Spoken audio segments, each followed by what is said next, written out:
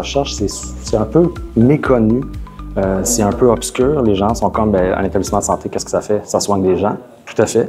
Mais il y a aussi un développement de connaissances. Les médecins, effectivement, veulent faire de la recherche parce que souvent, ils vont se rendre compte que les patients sont en impasse thérapeutique. Et là, il n'y a plus de médicaments, il n'y a plus de thérapie qui existe. Donc là, on veut essayer de donner ce qu'il y a de meilleur. Donc, on va aller vers la recherche. Il y a toujours besoin de nouveaux traitements. On arrive toujours à avoir des patients chez qui on a essayé tous les traitements. Donc, il y a toujours besoin d'avoir des nouvelles avenues thérapeutiques. On sait que les maladies auto-immunes augmentent. On sait qu'on a beaucoup dans le Bas-Saint-Laurent aussi. Mais il y a aussi des besoins sur le terrain qui émergent. On peut parler de vieillissement de la population, de prochains danses, on peut parler de beaucoup de choses, des questions de santé publique, où on veut justement trouver des solutions pour offrir des services qui sont plus appropriés pour la population du Bas-Saint-Laurent. On fait de la recherche pour réfléchir sur nos pratiques, pour organiser les services autrement, faciliter l'accès.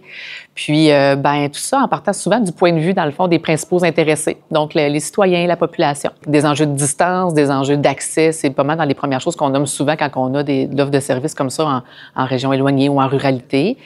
Les projets de recherche, c'est de voir comment on peut améliorer cet accès-là, comment on peut améliorer les services aussi. La recherche clinique était concentrée à Rimouski jusqu'à tout récemment, mais là, ça se développe dans les autres centres. On voit des projets de recherche qui démarrent à Kamouraska, à Rivière-du-Loup, mais aussi à Amkoui-Matane, parce qu'ils ont des réalités quand même assez particulières. Le niveau de ruralité n'est pas le même dans toutes les régions. On vise à faire de la recherche qu'on dit intégrée, c'est-à-dire qui part des préoccupations des personnes elles-mêmes, des citoyens, monsieur, madame, tout le monde, qui se posent des questions par rapport aux services dont ils peuvent avoir accès. On part de leurs préoccupations, on part aussi des préoccupations des intervenants qui les suivent, les accompagnent. Bien, c'est sûr que moi, j'avais décidé de pratiquer en région, donc ça, c'est ma première décision. La deuxième décision, d'intégrer la recherche à ma pratique, c'est justement quand je voyais des gens chez qui on avait tout essayé, qui n'avaient pas d'autres traitements. C'est important aussi d'évaluer les maladies spécifiques qu'on a aussi dans la région. Il y a certaines maladies qu'on a plus dans la région que dans d'autres. C'est vrai que les dernières années, il y a eu un développement assez fulgurant de la place de la recherche dans l'établissement. On est rendu à 180 projets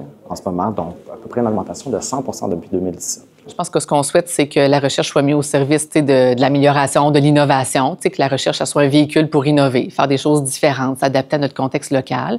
Puis il y a plein de places pour ça, il y a plein de chercheurs intéressés à contribuer à ça. Oui, c'est sûr que moi, mon souhait, c'est qu'on ait de plus en plus de projets de recherche dans la région, qu'on puisse intégrer des nouvelles spécialités pour étudier des problèmes particuliers de la région également.